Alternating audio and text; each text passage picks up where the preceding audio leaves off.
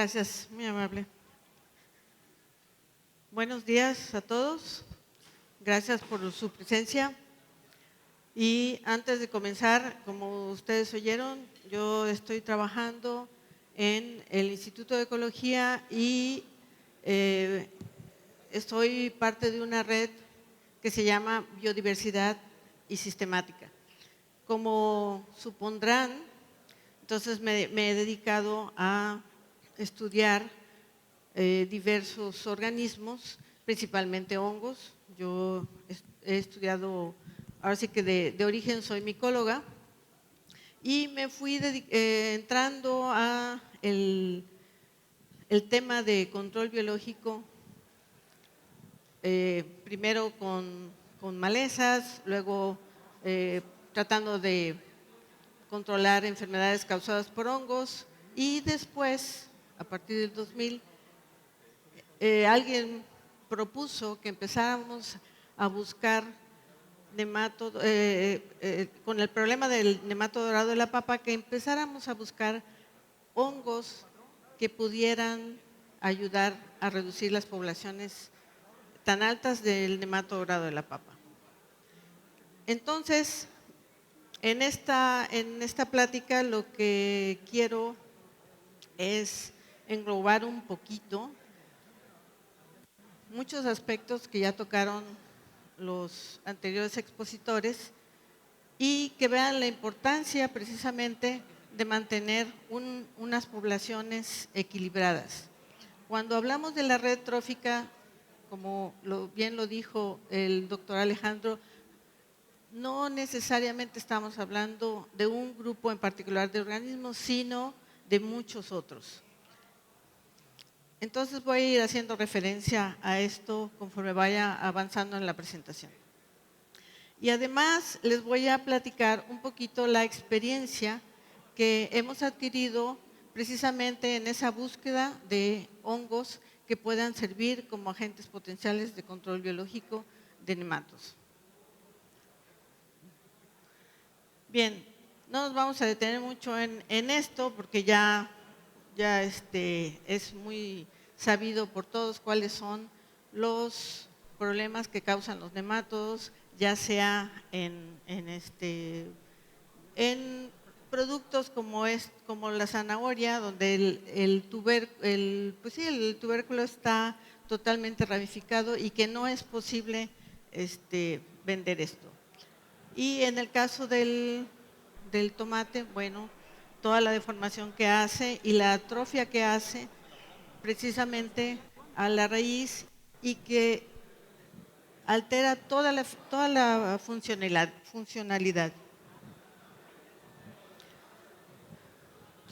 Bien, en el caso de los nematodos, cuando son parásitos de plantas de ciclo corto, son problema, pero son más problema cuando se trata de especies que son perennes. Tal es el caso del café. Esta es una raíz de cafeto a nivel de vivero, la cual está infectada por uno de los nemátodos más agresivos en el café, que se llama Meloidogyne paranensis, que ya fue mencionado también en el día anterior. Para hacer una recapitulación del tema, no solo los nematodos parásitos están en el suelo, hay diferentes grupos de nematodos según su fuente de alimentación y como ven, pueden ser saprófagos que comen materia orgánica, bacterióvoros que solamente comen bacterias, fungívoros que les gustan los hongos, los omnívoros que agarran un poco de todo, los depredadores que se comen a otros hongos, incluso parásitos, y aquellos que están en insectos, que no necesariamente son parásitos de insectos, sino que llevan esos nemátodos sustancias, bueno, llevan bacterias y esas bacterias producen sustancias tóxicas que finalmente van a matar al insecto. Y desde luego los nemátodos que parasitan plantas, que son los que nos ocupan. y que aparte de un daño directo, son transmisores o pueden ser transmisores de virus según el caso. Eh, en este diagrama clásico, que bueno, aquí no se ve muy bien, si ustedes notan, ahí bueno, están representados muchos nematos, muchos tipos de nematos, según se insertan en el tejido. Y en este caso, la mayoría son nematos que se puede llamar ectoparásitos. Los endoparásitos son relativamente pocos, pero los endoparásitos, precisamente por su tipo de alimentación en el hospedero, están bastante protegidos de muchas sustancias que el agricultor eh, aplica al suelo, ¿no? Entonces, cuando, o sea, tienen que pensar un poquito imagínense en mí hace años que yo no sabía nada de nemátodos, yo de hongos, desde luego sí tenía yo un bagaje más o menos. Entonces, ¿qué fue lo que pasó? Estos para mí eran relativamente fáciles, pues están fuera de la raíz, pero que está protegido por la raíz, cuando uno les aplica algo, no se van a morir, porque están adentro de su casa, ¿no? Y además, con una gran cantidad de alimento. Entonces, nuestro objetivo al buscar los hongos era precisamente estos. Los tipo ectoparásitos sedentarios, que son, en este caso, Globodera rostoquiensis, el parásito conocido comúnmente como nematodo dorado de la papa. Esta es una foto de un quiste. Los quistes pueden tener muchos huevos, pueden ser de 800 a más de 1000 huevos, porque nosotros hicimos trabajos sobre eso, los contamos, para ver más o menos cuánto era la cantidad de huevos dentro del quiste. Y pues hicimos también pruebas de eclosión en el laboratorio y todo lo que se nos ocurría porque estábamos aprendiendo. En el caso de los que están dentro de la raíz, están muy bien protegidos y, por ejemplo, este es un corte de una raíz de cafeto. Miren qué bonitos se ven los nematos. Hasta tienen colorcito aperlado, ¿no? Pues cada una de esas hembras produce, o sea, les hemos contado que produce hasta más de 1000 huevos. Este es un nemato realmente problemático en café. Imagínense que el café producido en viveros se les contamina en viveros y luego van y lo aplican en campo. Y en campo empiezan a hacer una dispersión mayor de este nemato. Este nemato que no estaba distribuido en México.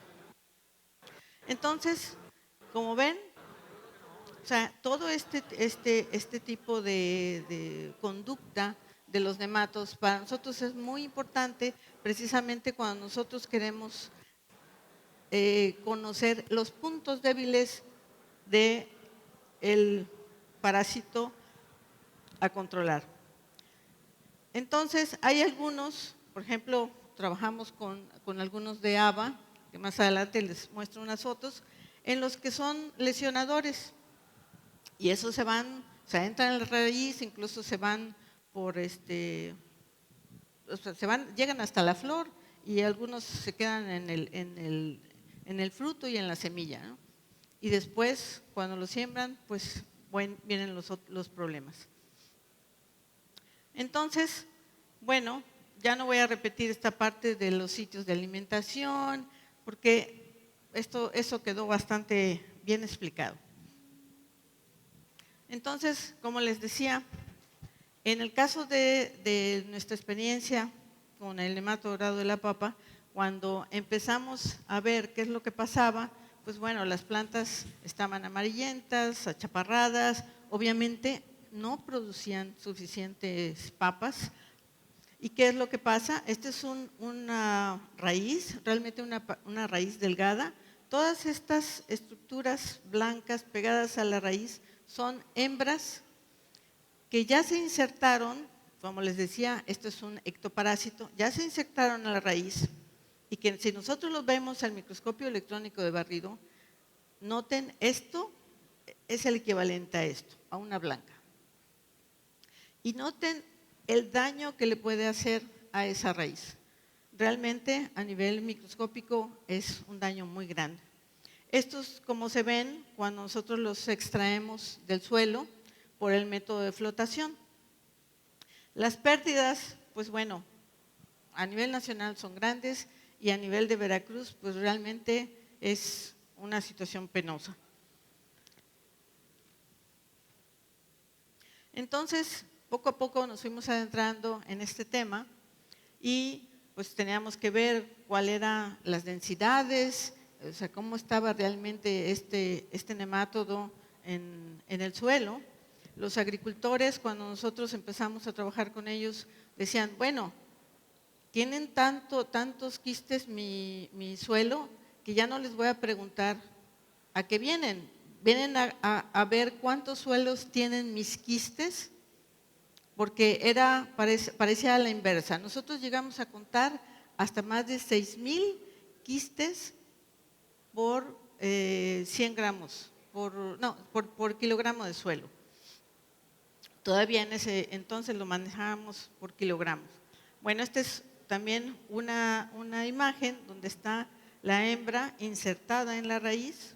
Este es un J2 y observen, el límite de tolerancia para no causar daños económicos al cultivo es de 1 a 2 huevos por gramo de suelo. Cuando hicimos la evaluación, nosotros encontramos que eso era, los suelos contenían alrededor de 400, esto es promedio, a 400 huevos por gramo de suelo. O sea, eso es muchísimo. Entonces, el cálculo que se hace en alguna literatura es que por cada 20 huevos por gramo de suelo se pierden 2 toneladas de papa. O sea, es mucho. Bien, hay muchas especies de nematos que forman quistes. No solamente está en papa, también, por ejemplo, este nematodo, como ya se dijo ayer, también puede estar en tomate y berenjena. Y afortunadamente en México no tenemos glodera pálida, pero sí está en Estados Unidos. Y son especies cuarentenarias. Pero hay otras especies que forman quistes y que sí están en México.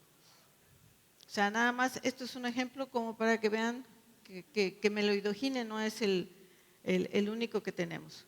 Entonces, nosotros, dentro de las propuestas que hicimos para empezar a estudiar estos nematos, dijimos, ok, vamos a buscar los hongos, pero una de nuestras preocupaciones era, ¿y qué pasa con los otros nematos, los nematos de vida libre? Los nematos que son bacteriófagos, micófagos, omnívoros, o sea, ¿qué pasa? Si no sabemos ni qué hay, ni cómo están, ni en qué proporción están. Porque obviamente queríamos encontrar realmente un hongo que pudiera bajar las poblaciones. Cuando hicimos el primer screening en el cofre de Perote y sacar los nematos y los hongos parásitos de nematos, lo que encontramos, o entre los que encontramos, sí encontramos el Bacillomyces lilacinus. Y con ese empezamos a trabajar, pero no nos gustaba mucho, la verdad. Y diseñamos un experimento donde teníamos varios tratamientos.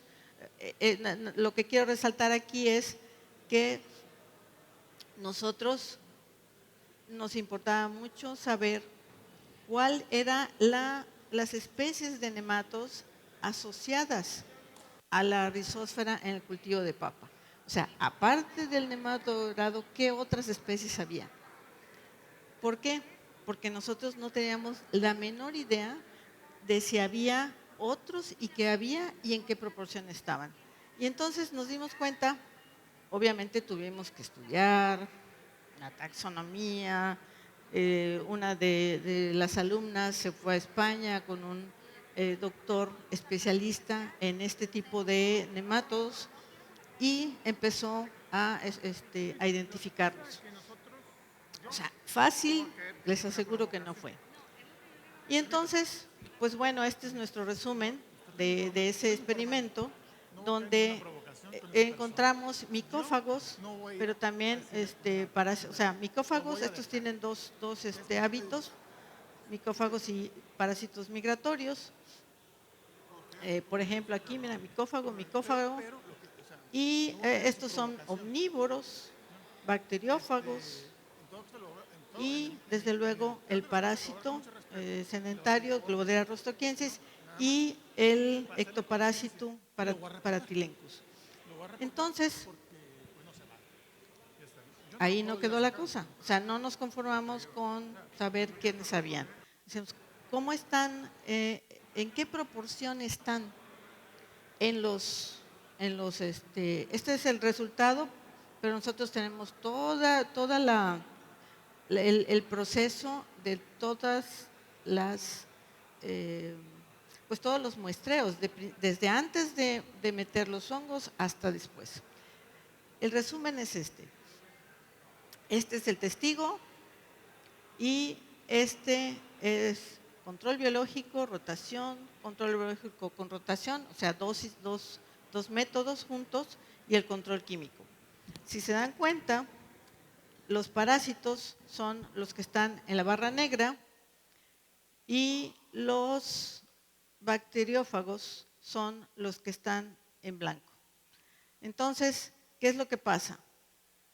Cuando nosotros tenemos un sistema de rotación y un control biológico, las poblaciones de fitoparásitos se nos bajaron y subieron las de los otros.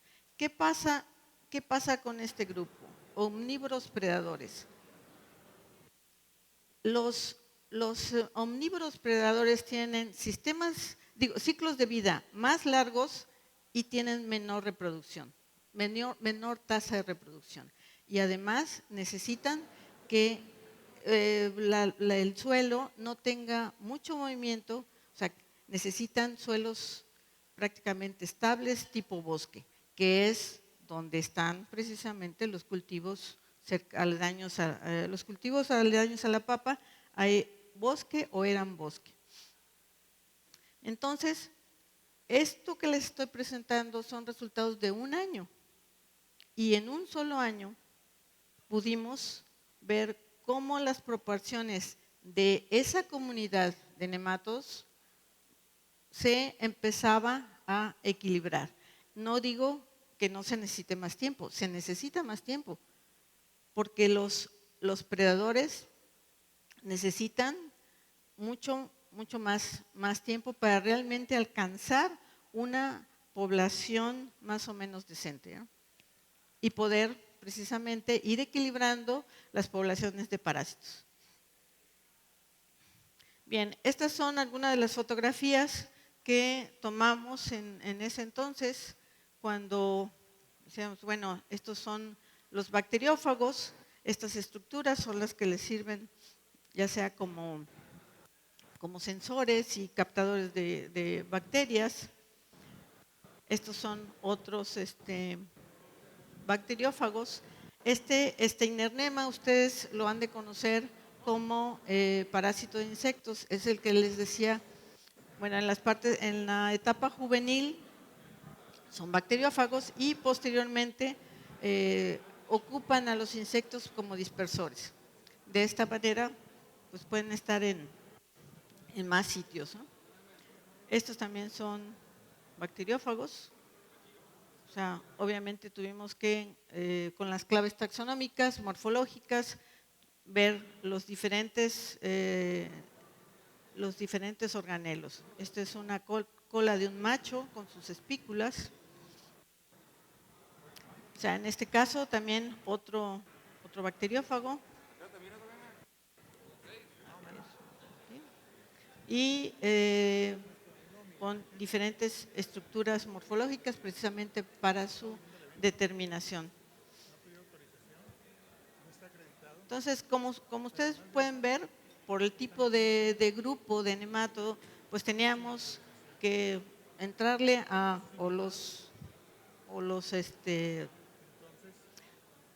o lo aprendíamos o lo aprendíamos, porque además, aun cuando estuviéramos asesorados por una persona especialista en eso, había que estudiar. Bueno, estos son tilénquidos y los tilénquidos, ustedes saben, como en el caso de Meloidogine, que tienen estilete y ese estilete es el que le van a servir para ya sea insertarse a la planta y tomar los nutrientes. Bueno, hicimos otros estudios en otros cultivos para ver qué era lo que pasaba. Ya más o menos habíamos salido medio ilesos de la comunidad asociada de comunidad de nematos asociada al cultivo de papa. Dijimos, bueno, ¿qué pasa en caña? Porque también en caña es un gran problema en los nematos y quisimos ver cómo estaban las comunidades para empezar a buscar algunos hongos que pudieran afectar a esos nematodos parásitos de caña. Cuando hicimos también un trabajo sobre los nematodos asociados a la rizósfera del cultivo, nos encontramos que la mayoría de los nematodos eran parásitos, fitófagos. Los otros, los bacteriófagos, micófagos y omnívoros eran muy poquitos y pues realmente eso nos está diciendo que la comunidad de nemátodos está desbalanceada. Y bueno, este es un trabajo de una alumna. Otro trabajo que se hizo en relación a qué era lo que estaba pasando, o sea, qué nematodos estaban en el lugar, aquí ya fue nada más nos dedicamos a los parásitos, porque la persona que hizo ese trabajo no quiso meterse con los otros nematos, era muy complicado. Entonces, pues bueno, dijimos, está bien, si nada más quieres los nematos fitoparásitos, ve qué es lo que tienes, ¿no? Y encontramos estos en los diferentes huertos que están dedicados en la zona de Veracruz a el plátano. Y pues bueno, este es un daño de Helicotylenchus, este es un daño de Meloidogine y este es, si abrimos la raíz, qué es lo que está ahí adentro. Y encontramos, para el caso de Meloidogine, encontramos dos especies de Meloidogine, la incógnita y la arenaria. Bueno, ya terminamos, ahora sí que como el contexto, el panorama general. Antes de entrar a la parte de los hongos nematófagos, sí me gustaría tener algunas consideraciones que yo considero importantes. Una, que es la rizósfera. Entonces, para no quebrarnos la cabeza, bueno, aquí ya lo puse, es una zona del suelo que rodea la raíz de la planta y es donde la planta tiene la influencia. La raíz de la planta va a estar influenciando esa pequeña zona de suelo. Y este dato interesante, al menos para mí, las bacterias que están en la rizósfera precisamente son menos del 10%. Recuerden que muchas plantas tienen endófitos, o sea, los endófitos están en todos lados, en una planta. Están en la parte aérea y están en raíz. En el caso de la raíz, las bacterias endófitas están en menos del 10% de la superficie de la planta. En el caso de los hongos, están en el 12 a 14 milímetros cuadrados de planta. Entonces, ¿qué quiere decir? Que los endófitos no están en toda la raíz, no están protegiendo toda la raíz y que por lo tanto hay zonas, obviamente, que quedan susceptibles y como ya vimos, bueno, la zona de entrada es las zonas apicales de las raíces. ¿Qué pasa en el suelo? La planta produce exudados. Estos exudados son químicos biológicos que son activos y que, bueno, finalmente aquí les puse secreción de iones de la raíz. Dentro de este punto no lo vamos a abordar, pero esta parte es muy importante. ¿Qué segrega la raíz? La raíz segrega compuestos que pueden ser de bajo peso molecular y de alto peso molecular. Dentro de los que están de bajo peso molecular están los aminoácidos, los ácidos orgánicos, azúcares, compuestos fenólicos. Y los de alto peso molecular son los mucílagos y proteínas. ¿Qué pasa cuando un nemátodo está infectando una raíz? ¿Qué es lo que le pasa realmente a la raíz? La raíz libera más compuestos orgánicos en la rizósfera, incrementa la translocación de carbono al suelo y eso hace que haya más producción de bacterias en el suelo. Las heridas que se hacen, en el caso, bueno, que se hacen por los nematodos, se convierten en una fuga de nutrientes para la planta y esos van a dar a la rizósfera, obviamente. Y los exudados que produce la planta ya no son de la misma calidad, sino que van con más agua soluble. Y por lo tanto hay una mayor concentración de varios iones, pero porque están perdiendo. Hagan de cuenta que es el lavadero, se va todo, se va todo. Y la relación de carbono-nitrógeno cambia. Bueno, por fin llegamos al tema. Aquí tenemos dos esquemas que para mí son importantes para poder entender los diferentes mecanismos de patogenicidad que tienen los hongos.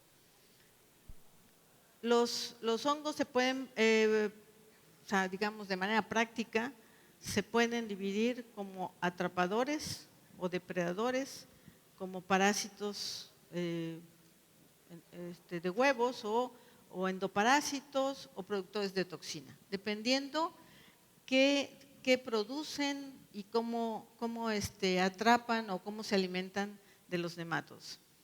Ahora, ¿qué es lo que hacen los hongos para poder precisamente traspasar y digerir todo el cuerpo o los huevos de los nematodos?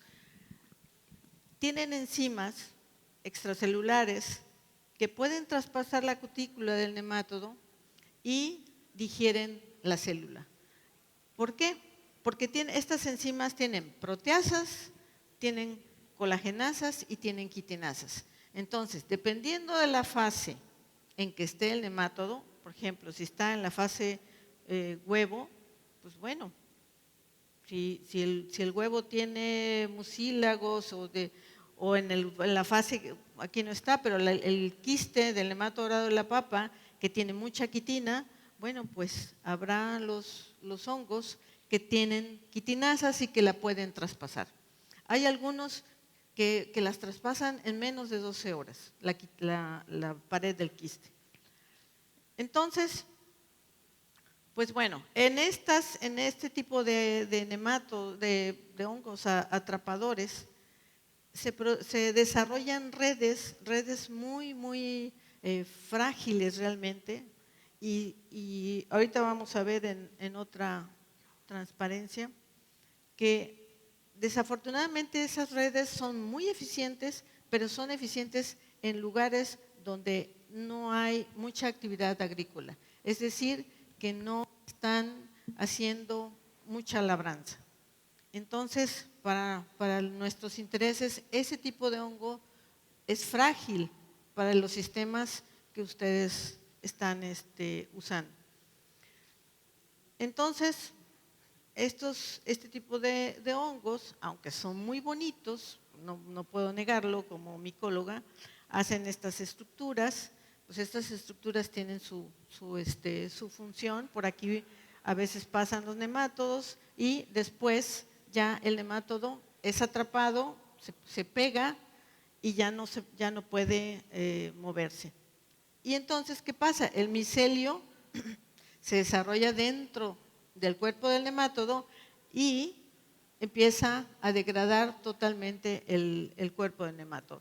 Por ejemplo, estas estructuras que forma Arthrobotrys, pasa el nemátodo por aquí adentro y estas estructuras infladas se cierran completamente porque tienen sensores y ya el nemátodo queda estrangulado ahí. Y así, en el caso de estas otras estructuras, son estructuras pegajosas que se adhieren al nemátodo y el nemátodo ya ahí perdió, ya no tiene salvación.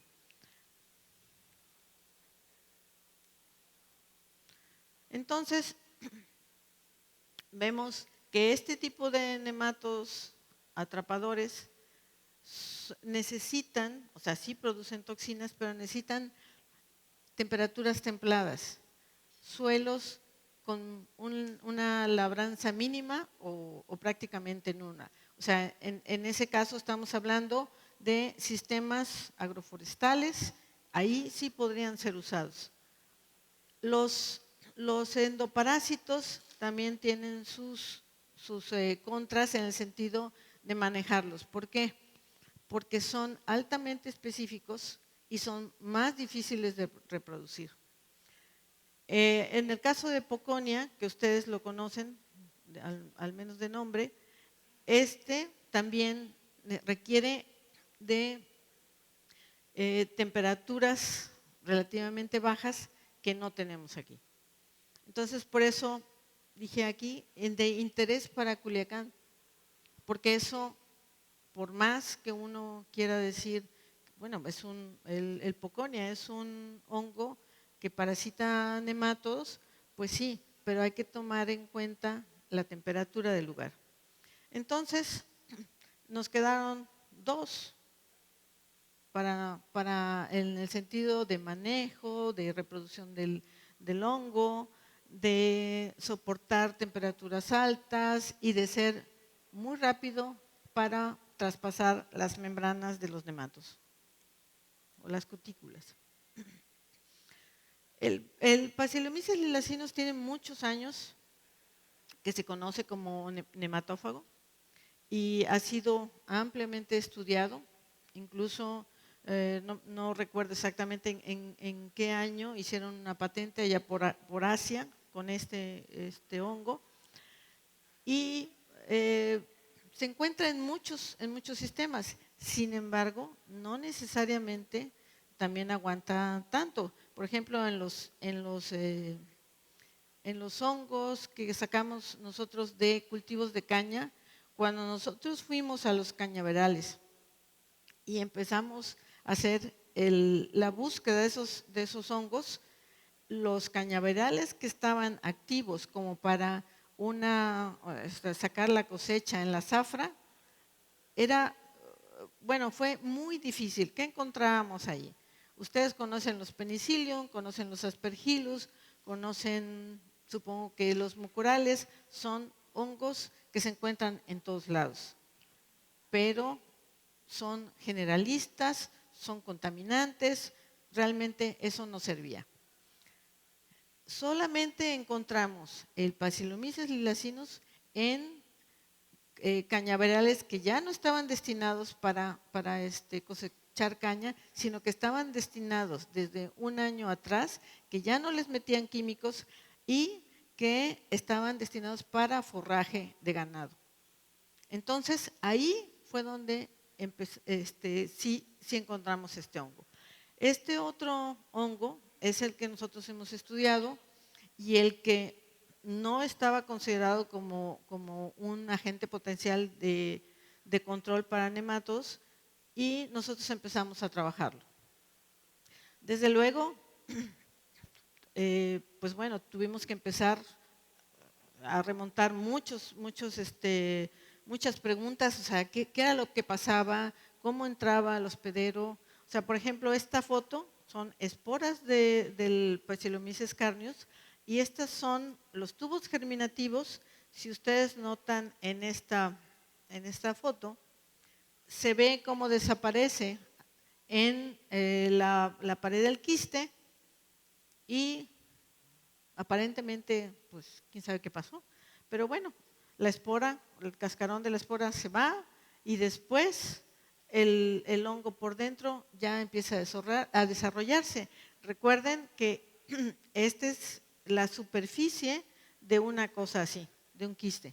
Y que este quiste tiene aproximadamente unos 800 a 1200 huevos.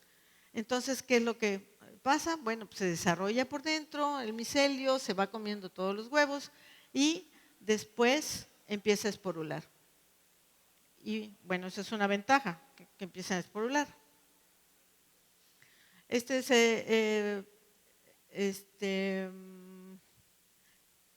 Bueno, aquí les puse que el cascarón de huevos de nematodos, de agalladores y formadores de quiste, o sea, como ya vimos ayer, que están compuestos por 3 capas principalmente, que es la vitelina, la capa externa, la quitina, la capa media, y las de lipoproteínas, que es la capa más interna.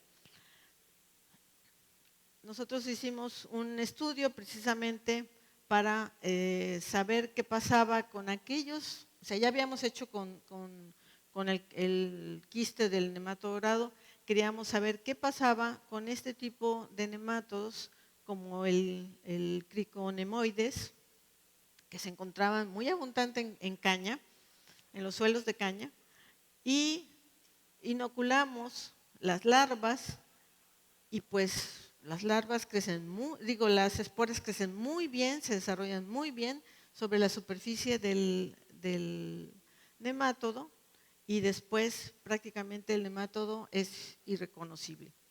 Estas son, este es con Lilacinus. Bueno, tengo que hacer la aclaración que precisamente como el Lilacinus se estudió mucho y los taxónomos empezaron a hacer estudios moleculares, entonces ya lo cambiaron de nombre y propusieron incluso un cambio de género. Ya no se llama el Bacillomyces lilacinus, sino que se llama Purpureoxylum lilacinum. Entonces, cuando ustedes encuentran en la literatura este nombre, están hablando de lo que nosotros conocemos como el Bacillomyces lilacinus. Si ustedes notan, estos son huevos de, a ver, ¿qué digo aquí? Estos son huevos de nematos. ¿Sí? Estos son los sanos y esto es micelio que está sobre los huevos y traspasando la pared del huevo. Y bueno, la referencia de un nemátodo en el grupo testigo. Entonces, como teníamos estos 2 hongos con los que ya habíamos trabajado, necesitábamos saber qué era lo que pasaba exactamente a nivel microscópico dentro de los quistes. Cuando yo digo aspecto macroscópico es cómo se veían al microscopio de estereoscópico, a máximo 400 aumentos. Y cuando digo microscópico es revisar a microscopio de luz a 1000 aumentos.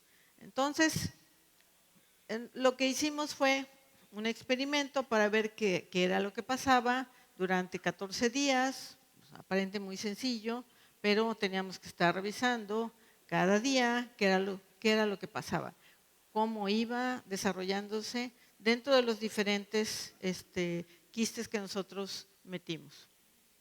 Y pues prácticamente es lo mismo, pero el Carnios luego tiene una cierta ventaja. Y esto es por las quitinasas. Entonces, bueno, una de nuestras preocupaciones era, ok, si nosotros lo llevamos al campo, ¿qué es lo que pasa? O sea, vamos a matar globodera, pero también vamos a matar todos los demás nematodos de la comunidad y vamos a hacer más destrozo que lo que ya estaba. Entonces, hicimos otro experimento donde nosotros veíamos los nematodos de vida libre, o sea, aquellos que les dije que son bacteriófagos, micófagos, omnívoros, y le inoculamos o sea, en ese entonces todavía Bacillomyces liliaceus, e hicimos las pruebas en 5 días. En 5 días los hongos prácticamente se comen a un nematodo. En 5 días no queda nada. Esto es a los 5 días. Si pueden reconocer algo, no se puede reconocer. Por eso teníamos que seguir la pista a las 12, a las 24 y todo lo demás. Porque a los 5 días no nos queda nada de nematodo, sí de hongo. Entonces, sí se murieron algunos bacteriófagos, pero afortunadamente los bacteriófagos se reproducen muy rápido y las poblaciones enseguida se nivelan. Entonces, esto lo hemos venido dando seguimiento tanto en los cultivos de papa, muy a detalle, como en otros estudios a nivel de invernadero.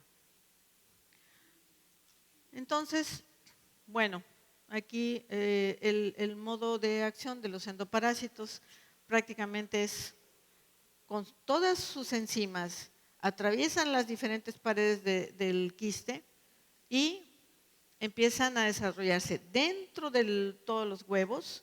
Este es un huevo de Enterolobi y esta es la diferencia que hay entre el Bacillomyces liliaceus y el parasitismo del Carnios. O sea, dentro del huevo está desarrollado, pero el Carnios le gustan mucho los huevos. Este es como se ve un quiste en la esporulación con uno y con otro. O sea, aquí nada más les puse una imagen de la cepa y una imagen de los conidioforos del Bacillomyces carnios. Ahora, hemos hecho otros experimentos donde evaluamos a muy temprana, aquí está equivocado, esto es a las 12 horas, donde evaluamos prácticamente a las pocas horas de haber inoculado un nemátodo, qué es lo que pasa. Entonces, por ejemplo, aquí tenemos las esporas y aquí ya están ya está germinando y ya está traspasando la cutícula. A los 4 o 5 días ya el nemátodo está totalmente degradado.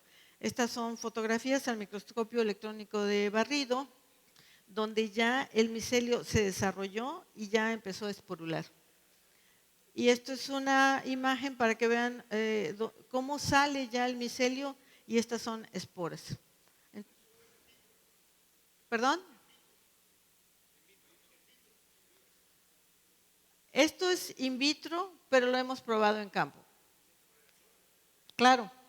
Por eso, cuando les digo que lo teníamos que hacer in vitro para ver exactamente qué pasaba, era porque en campo nosotros es muy difícil verlo. Entonces, para poder ver qué es lo que pasa, en realidad necesitamos hacerlo lo más limpio posible y poder mostrarles las fotografías, porque si no, simplemente en suelo, lo hemos hecho en suelo, no los encontramos.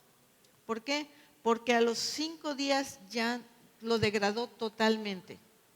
Ese es el punto. Por eso lo tuvimos que hacer in vitro. Lo hemos o sea, los experimentos han sido in vitro, en invernadero y en campo. Entonces, cuando no entendemos alguna cosa que pasa en campo, nos regresamos a in vitro, lo resolvemos, lo pasamos a invernadero y a campo. Y no entendemos algo, nos pasamos otra vez a in vitro y así estamos para ir resolviendo todas estas dudas. Porque si recuperamos en suelo, pues esporas, pero los nematodos ya no los encontramos.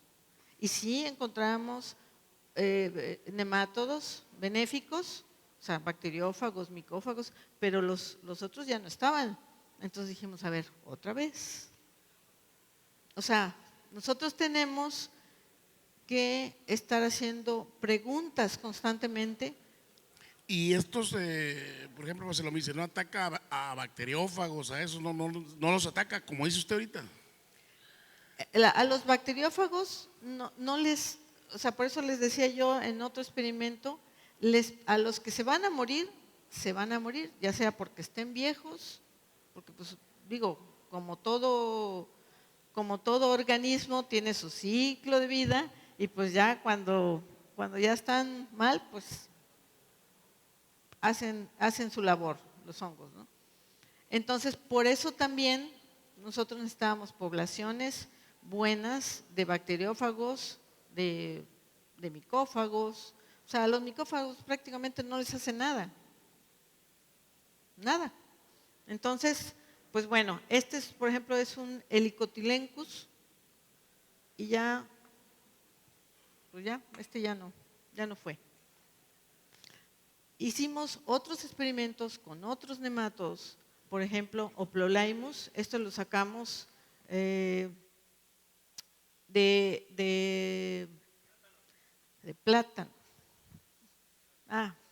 No me acordaba. Es que son luego varios experimentos y ya me hacen bolas. Bueno, entonces escogimos estos dos géneros y hicimos pruebas en in vitro y vean ustedes cómo está el del testigo y cómo está pues el experimento, ¿no? O sea, en los criconemoides, como vimos en la otra diapositiva, en 5 días ya no hay. Esta es la parte anterior, o sea, esta es la cabeza de una hembra de Meloidogine. Esta es una masa de huevos donde ya se desarrolló totalmente el Bacillomyces carnius. Esta es una masa de huevo que teñimos para poderla ver con floxina y poder decir que esta masa amorfa es una masa de huevos. Y esta es la parte de la masa de huevos, pero vista de más lejos. ¿Qué es lo que pasa? En esta masa de huevos ya no se reconoce un solo huevo. Ya es una bola de hongo con un montón de esporas a los 5 días. Entonces, si ustedes ven todo este micelio, pues está muy bien desarrollándose en la hembra de Meloidogine. Obviamente no nos íbamos a quedar a nivel de laboratorio o de invernadero, sino que íbamos a dar ya el paso, porque precisamente ese fue el acuerdo con los productores de papa, que nos invitaron a hacer los experimentos en sus campos y pues bueno, aceptamos el reto. Cuando nosotros empezamos los experimentos, pues nosotros teníamos que empezar por pequeñas parcelas de 5 por 5. Cuando les dijimos que íbamos a empezar con eso, pues se rieron, obviamente. Y dijimos, ok, aguantamos que se rían. O sea, realmente yo los vi doblarse de la risa cuando nosotros trazamos nuestras parcelitas de 5 por 5. Pero para nosotros, una parcela experimental de 5 por 5 se nos vuelve un mundo de trabajo si nosotros queremos ver detalle a microscopio. Entonces, en la primera etapa sí hicimos parcelitas de 5 por 5, después pasamos a parcelas más grandes y terminamos con ellos en más de 2 hectáreas, con diferentes productores. obviamente nos pasó de todo. O sea, hubo sequía, o hubo en otro año demasiada lluvia, o en otro año hubo heladas, en fin. Pero pues ese teníamos que aceptar el reto. O sea, este es el cofre de perote y este es un cultivo de papa. Nosotros quisimos, a petición de, también, o sea, en común acuerdo, nos dijeron, bueno, lo que más hacemos es cultivo de haba y cultivo de papa. Dijimos, bueno, pues fácil, utilicemos el cultivo de haba como uno de los cultivos de rotación y hacemos, ahí empezamos con los experimentos chiquitos. Y pues en las parcelas, no traigo esa fotografía, pero en las parcelas chiquitas, hablando del haba, resulta que nos dijo el productor, el haba se va sola. Lo único que no me dijo fue a dónde, porque le cayó la roya, le cayó el botrytis, le cayeron los strips, todo le cayó. Lo único que resolvimos fue la parte del nemátodo. Entonces dijimos, esto no puede funcionar así. O sea, nosotros no podemos estar recomendando un cultivo. Gracias. No podemos estar recomendando un cultivo de rotación si el productor va a salir perdiendo.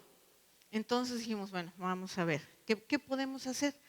Bueno, si ya diseñamos el paquete para papa, vamos a diseñar un paquete para quitarle los más de parásitos posible a el haba. Y entonces le aventamos una buena cantidad de farmacia biológica y les quitamos en suelo los nemátodos, arriba le quitamos la roya, le quitamos el botrytis y le quitamos los trips. Y en este cultivo en particular, pues bueno, obviamente ustedes comprenderán que uno no sabe todo. Y cuando iba el chico, le digo, bueno, ¿por qué utilizas 3 semillas? ¿No quedamos que iban a ser 2 semillas de haba? Dice, no. Dice, aquí ponemos una para el patrón, otra para el ratón y otra para el ladrón. Dije, bueno, está bien, que lo hagan como quieran. Pues sí, alcanzó para todos, porque la cantidad de vainas que produjo este cultivo fue tremendo. O sea, normalmente una planta de haba crece aproximadamente 1 metro y eso ya fue mucho. Y produce en esa zona alrededor de 2 o 3 vainas y les fue bien. Y nosotros con esta produjeron algunas plantas que pudimos evaluar hasta más de 20 vainas.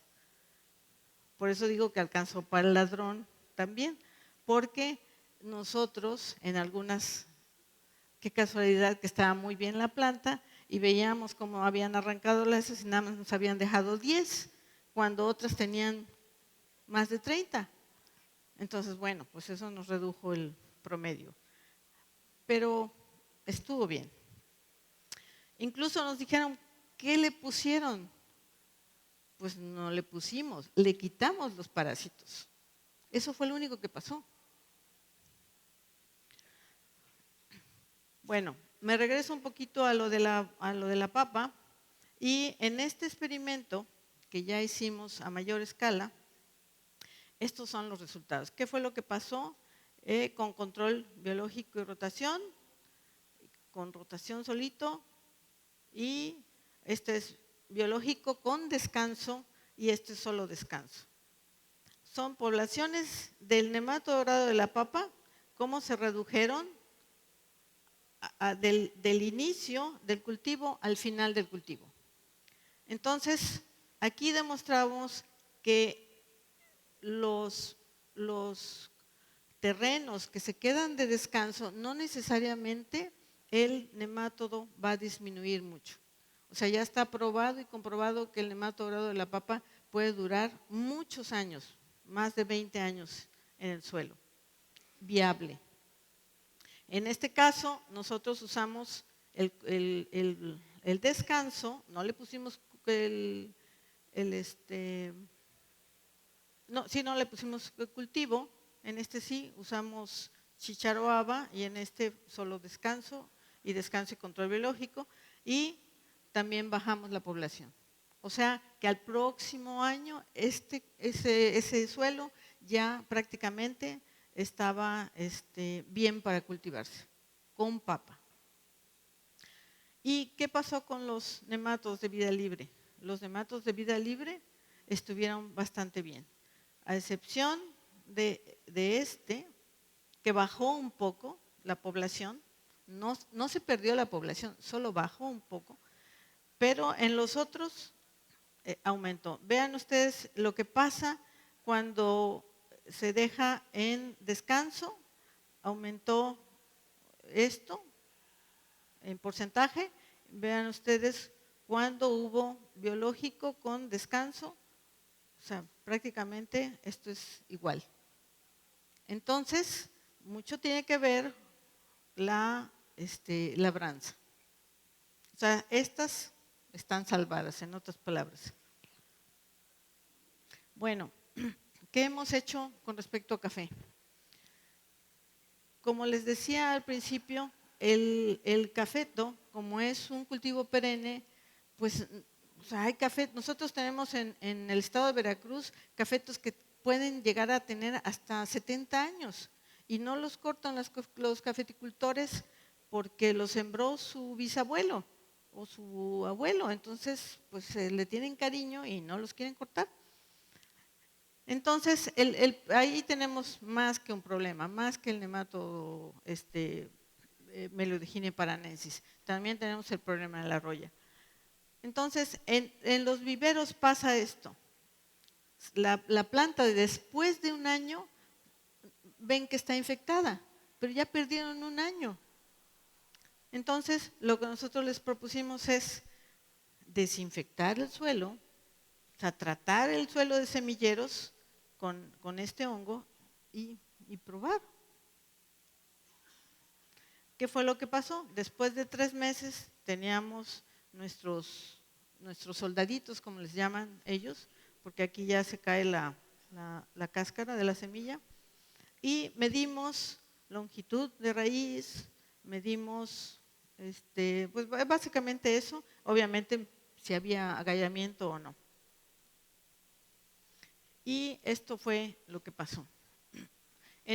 Usamos como testigo absoluto un suelo pasteurizado, no le pusimos el hongo. Aquí usamos el hongo y acá lo pusimos como ellos lo ponen, o sea, en suelos infestados con nematos. O sea, noten ustedes, pues la semilla trata de crecer, trata de sobrevivir, pero ¿qué es lo que pasa? O sea, son raíces afectadas. Aquí no se ve el agallamiento porque pues realmente era muy poco tiempo todavía, pero en estas con el Bacillomyces carneus, creo que no lo puse, lo que pasó fue que había mayor desarrollo de las raíces secundarias, cosa que no pasó en los suelos pasteurizados. Entonces, algo estábamos haciendo bien. Bueno, aquí nada más para hacerles ver que así como estamos incorporando cosas en el campo con el nemato dorado de la papa, o sea, para el control del nemato dorado, así como estamos viendo lo del café, también estamos en un proyecto con la incorporación de este hongo o los dos hongos precisamente al manejo integrado. O sea, nuestro objetivo sigue siendo mejorar la calidad y la producción del cultivo. Ahora, ¿cuáles son los beneficios colaterales? Nosotros hemos hecho diferentes experimentos con Bacillomyces lilacinus y con el carneus para ver qué es lo que pasa en cuanto a los beneficios colaterales de usarlos. Porque también no les platiqué de la avena, pero cuando hicimos un experimento con avena, notamos que las avenas también estaban más altas con respecto a los testigos. Dijimos, o sea, ¿qué les pusieron? ¿Se le pusieron fertilizante? Pues no, no le pusimos fertilizante, porque si no era otro factor que nos iba a meter ruido. Entonces, bueno, esto fue lo que nosotros encontramos en el laboratorio haciendo experimentos de solubilización de fosfatos. Aquí usamos un fosfato que es el fosfato tribásico. Digamos que no es tan estable, pero pues noten ustedes que hay cierta solubilización. A los 2 días tenemos un fósforo soluble, estamos hablando de los ortofosfatos. Esto quiere decir los fosfatos que puede asimilar la planta. Entonces los libera y también libera obviamente el calcio y el hierro que está formando el fosfato. En el caso del hierro es exactamente al revés. Dijimos, bueno, pues entonces no conviene. Pero después, siguiendo el estudio, dijimos, bueno, sí conviene. Aquí de la solución fosfatada desapareció el fósforo, pero se integró al micelio del hongo, y en algún momento el hongo, ese micelio, va a morir y va a liberar ese fósforo. Entonces, también sirve. Con el Bacillomyces carnios también probamos eso. Y aquí ya no usamos el fosfato tribásico, usamos la hidroxiapatita. ¿Qué quiere decir? Este es el fosfato más estable en la naturaleza, es el menos soluble en la naturaleza, es de lo que están formados nuestros dientes, y realmente con ese fosfato nosotros podemos saber si en realidad tiene esa capacidad de solubilizar fosfatos. Y efectivamente sí tuvo la capacidad de solubilizar los fosfatos. Entonces, este es un beneficio colateral.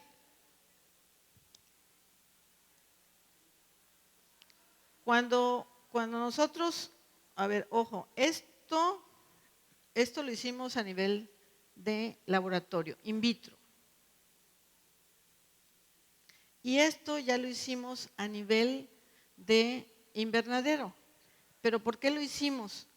O sea, porque en campo veíamos que las plantas crecían más.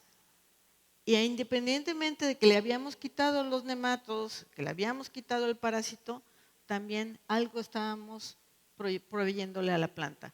Y en este caso, con los experimentos de suelo, con los análisis de suelo, o sea, vimos que la aportación de fósforo disponible finalmente fue más que que el inicial en el control.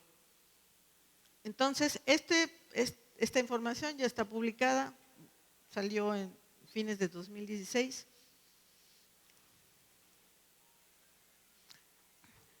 Bueno, hay muchas otras cosas, pero ya no los quiero marear.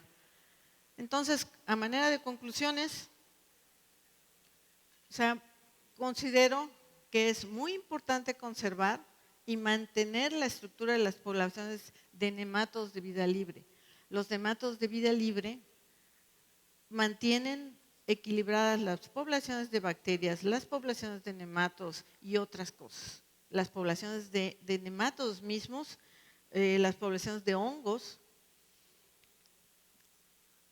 Obviamente, para poder hacer control o pues intentar proponer controles, necesitamos conocer su ciclo de vida. Eso ya lo hemos repetido en diferentes ocasiones. Ahora, los hongos nematófagos como bionematicidas consideramos que es una buena alternativa, no digo que sea la única, pero es una buena alternativa para bajar las poblaciones de nematodos, sobre todo en suelos altamente infestados. Ahora, recuerden, esto no es magia, hay que ser inteligentes para bajar las poblaciones. Las poblaciones de nematos fitoparásitos, por lo tanto, se pueden reducir año con año, pero pues hay que trabajar en eso para que no afecte el rendimiento. Y finalmente, lo último que les comentaba, que la aplicación de esos controladores biológicos tienen beneficios colaterales que no se habían considerado antes. Y creo que con eso termino. Gracias. Tenemos muy buen tiempo, compañeros. Tenemos 10 minutos para desahogar las preguntas. Buenos días. Oiga, doctora, tengo algunas preguntas al respecto de eso. ¿Le midió el pH? Sí, también. Al sustrato no lo mencionó, ¿no? No, son muchos detalles. Se me olvidó como la mitad de lo que les iba a decir. Por la cuestión esta. En los suelos de las zonas desérticas, ¿sí? Tenemos pHs arribita, o sea, pegaditos al 8, arribita del 8, donde el fósforo, ¿sí?, se junta con el calcio. Tenemos suelos calcáreos, se junta con el calcio y nos hacen compuestos insolubles como los que mencionó usted ahí, ¿no? Entonces, hemos estado aplicando facelomices y por fuerza también tenemos que estar aplicando fósforo, ¿no? Ácido fosfórico. Entonces me salta la pregunta esa. Facelomices está haciendo uso del fósforo que está en el suelo para hacer sus procesos, entiendo yo, porque lo está tomando, o sea. No. Dijiste, lo tomó, lo dejó en la IFA y luego cuando murió lo soltó y lo agarró a la planta, ¿no? Cuando hablamos de fosfato de hierro, cuando hablamos de fosfato de calcio, libera el fósforo. O sea, nosotros hicimos el experimento en laboratorio, pusimos las soluciones fosfatadas concentradas, o sea, totalmente saturadas, precisamente para ver qué era lo que pasaba. Y el fósforo disponible aumentó, como vieron en la gráfica. El calcio como ion también se vio, o sea, todo se midió. Entonces, no podríamos estar disminuyendo la efectividad de facelomices si estamos aplicando alternativamente también fósforo para compensar nuestras deficiencias en la planta. Yo creo que sobresaturan el cultivo, el suelo, pero también tienen que, o sea, ¿qué es lo que pasa normalmente en los suelos?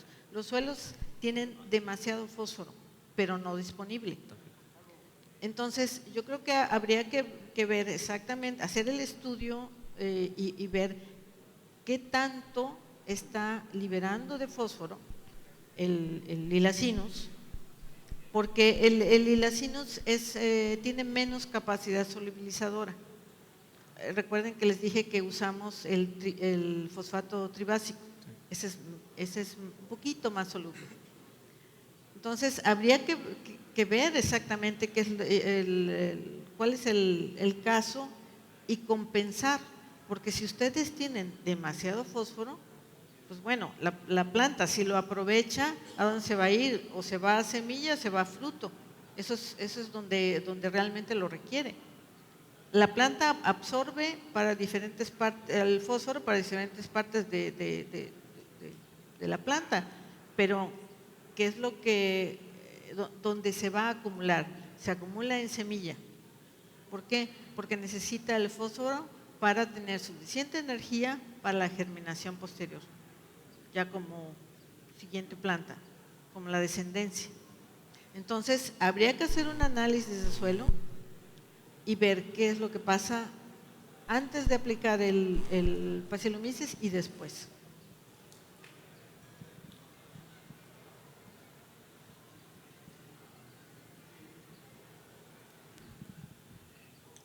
Adelante, Adrián. Sí, bueno, lo que me llama mucho la atención es de que nada más dijo de 2 hongos. Bueno, si en la naturaleza hay más, la idea es sí, que no los pudiera mencionar. Mencionó un punto muy importante, que es el de Pochonia o Poconia. ¿El de qué? Poconia. ¿Verdad? Que ese hongo se ha estado usando aquí en el valle y algunos lo vemos como muy prometedores, pero con el dato que dio usted de la temperatura, pues yo creo que aquí ya no nos va a funcionar. O puede funcionar quizá en octubre, noviembre y diciembre, que es cuando las temperaturas ya más o menos llegan a 25. Sí, ¿Ah? Poconia antes se llamaba verticillium. Ay, sí, ¿quién fue? Ay, sí. Poconia antes se llamaba verticillium. Yo conozco ese hongo y es relativamente frágil hacia las temperaturas. Cuando nosotros lo revisamos en una caja Petri y usamos ese tipo de microscopios que le da la luz, el conillóforo se deshidrata y se acabó. O sea, así, en fracciones en segundos.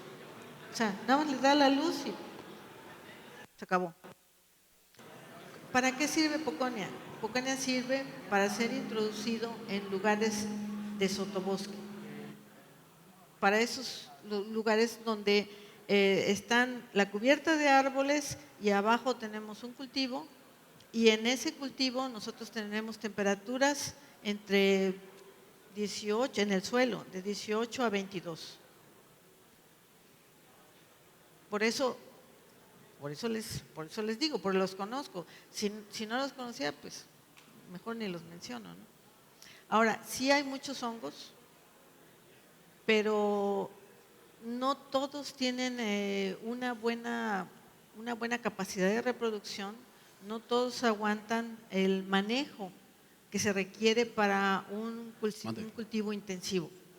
Entonces, aun cuando yo tuve en mis manos el Arthrobotrys y he tenido en mis manos otros, los tuve que hacer a un lado, porque no me va a funcionar. Imagínense en el cofre de perote, en los cultivos de papa, con una luz ultravioleta de 11, un índice de luz ultravioleta de 11, quemante, realmente quemante. ¿Ustedes creen que el hongo iba a aguantar un Arthrobotrys, aunque lo hubiera sacado de un pedazo de un poco de suelo en bosque aledaño al cultivo? No iba a aguantar. Si lo estoy revisando en el laboratorio y apenas abro la cajita, ya el conedióforo se deshidrata. Entonces no aguantan para ese manejo que se requiere en zonas como esta. Por eso hice hincapié solo en los dos, en el Lilacinus y en el Carnus. Doctora, aquí hay otra pregunta. Está hablando usted de temperaturas en el suelo, ¿no? No. O sea, para poder sobrevivir los hongos. En este caso, Poconia. Bueno, el rango de temperatura que di para el suelo, sí. Sí, o sea, es de 15 a 25, porque está hablando nosotros de 15 a 35. Entonces, no. 25 sí los tenemos, de 25 para abajo aquí, todo lo que es el invierno. Ya Pero, hablando de, el disque invierno de nosotros, ¿no? No, o sea, noviembre, diciembre, enero, hasta febrero, cuando tenemos fotoperiodo corto, es cuando tenemos bajas temperaturas. Y ahí sí sobrevive Poconia. No sobrevive tanto. O sea, la cantidad que nosotros que podemos asperjar y la que sobrevive es menor. Bueno, la experiencia de cada quien. Sí, la experiencia de cada quien. Sí, esa es mi opinión, ¿no? Sí, de hecho, porque lo estamos usando aquí en Culiacán ya. Sí. Gracias. Pues bueno. Si no hay otra pregunta, aquí hay otra más.